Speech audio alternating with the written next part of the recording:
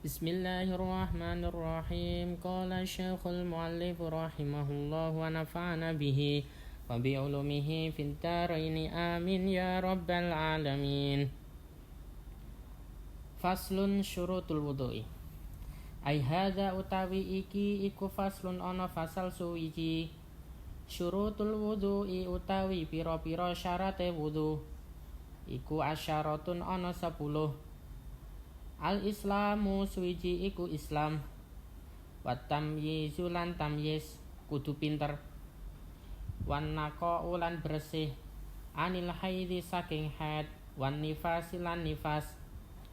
Wa amalan saking perkara yamna'u kang nyegah apa ma nyegah wusulal ma'i ing tumekane banyu ilal basyarati tumeka maring kulit. Wa alla yakuna lan yen to ora ana alal uzwi ing atase anggota ora ana apa ma perkara yughayyiru kang ngowahake apa ma ngowahake almaa ing banyu. Wal ilmu lan ngaweruhi bi fardiyatihi kelawan fardune wudu. Wa alla ya'taqidalan yen to ora nek kotake sapa wong fardhon ing fardu siji min furudhihi kang setengah saking pira-pira fardune wudu nek kotake sunnatan ing rupa sunnah. Wal ma'u lan banyu at-tahuru kang suci tur nyucikake. Wa dukhulul waqti lan manjinge waktu. Wal muwalatu lan nuli-nuli lidaimil hadasi kedue wong kang langgeng hadase. Nggih.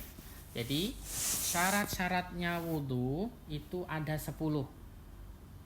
Yang pertama yakni Islam.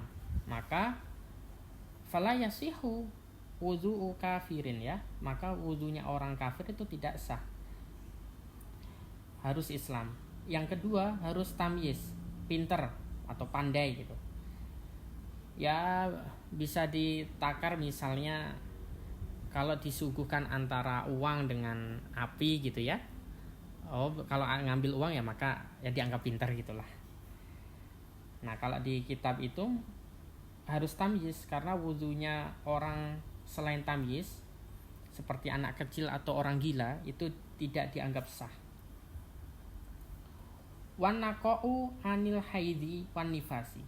Yang ketiga adalah suci dari haid dan nifas. Ya, jadi ya kalau misalkan orang haid atau orang nifas kok wudu ya nggak sah, tidak memenuhi syaratnya wudu. Harus bersih dari haid dan nifas. Yang berikutnya yang keempat yakni bersih dari sesuatu yang dapat menghalangi datangnya air sampai ke kulit. Misalnya apa ya, lilin misalnya ataupun cat misalnya. Ataupun bahkan kotoran yang di bawah kuku misalnya. Maka ini harus dihilangkan dulu. Kalau misalnya apa namanya yang pitek gitu ya, pacar di kuku, kalau asarnya saja nggak apa-apa. Tapi kalau masih bisa dikerok maka nggak bisa, nggak boleh. Jadi cat pun sama, misalnya orang habis ngecat, nah catnya ini nempel ke kulit, ternyata membentuk kalau misalnya digosok ini mengelupas, maka nanti harus dibersihkan dulu. Kalau posisi wudu dalam keadaan seperti itu tidak bisa. Termasuk juga misalnya ini bagi perempuan ya,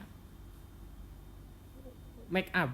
Jadi make up ada yang memang tidak bisa tembus air, maka ini harus dibersihkan dulu kalau mau wudu. Yang kelima, di anggota tubuh itu tidak terdapat sesuatu yang merubah air. Misalnya ada minyak za'faron misalnya, atau kayu cendana misalnya. Maka harus dibersihkan dulu. Ini syarat-syaratnya wudu. Berikutnya yang keenam, harus tahu fardu-fardunya wudu. Mana yang dikatakan fardu, mana yang dikatakan sunnahnya wudu. Ini fardunya wudu atau rukunnya wudu harus tahu. Yang ketujuh, tidak mengiktikadkan atau meyakini fardunya wudu sebagai hal yang sunnah. Misalnya niat dianggap sunnah. Nah ini di mazhab Syafi'i ya. Kalau niat dianggap wajib. Misalnya sesuatu yang fardu tapi dianggap sunnah, membasuh wajah misalnya, membasuh tangan, membasuh kaki, ini dianggap sunnah, maka nanti bisa dikatakan tidak sah. Harus mengetahui fardu-fardunya wudhu, begitu juga harus meyakini mana yang fardu, mana yang sunnah. Yang 8 harus menggunakan air yang suci sekaligus mensucikan. Ya, air suci mensucikan misalnya air hujan, air laut, air sungai, air sumur, sumber mata air, air embun. Nah ini boleh dipakai wudhu. Yang ke-9, sudah masuk waktu sholat. Nah ini kaitannya nomor 9 dan 10, terus menerus mualah ini bagi orang yang hadas, daimul hadas, jadi terus menerus hadasnya, besar lah kalau kita nyebutnya ya. Jadi daimul waktu ini masuk pada waktu sholat. Jadi misalnya zuhur jam 12 pas gitu ya. Kalau ada orang daimul hadas, orang beser atau yang pipisnya selalu netes itu, maka wudhunya nggak boleh sebelum jam 12 itu. Harus nunggu masuk waktunya sholat. Ini karena daimul hadas. Nah yang terakhir itu mualah.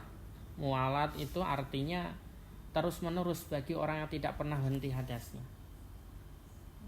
Jadi kalau wudhu maka terus menerus berkelanjutan ya, continue.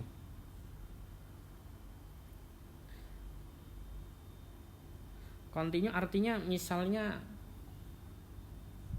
jangan disela-sela gitu ya, walaupun nanti hukumnya ini lebih ke arah makruh. Misalnya wudhu, basuh wajah, terus tiba-tiba dijeda ngobrol dulu. Nah ini nanti ranahnya malah masuk ke makruh, maka dihindari. Maka dihindari, jangan sampai kering. Jadi habis basuh wajah, sebisa mungkin gerakan berikutnya jangan sampai berhenti. Setelah basuh wajah berhenti sampai basuhan yang ada di wajah ini kering baru dilanjutkan. Wallahu a'lam bishawab.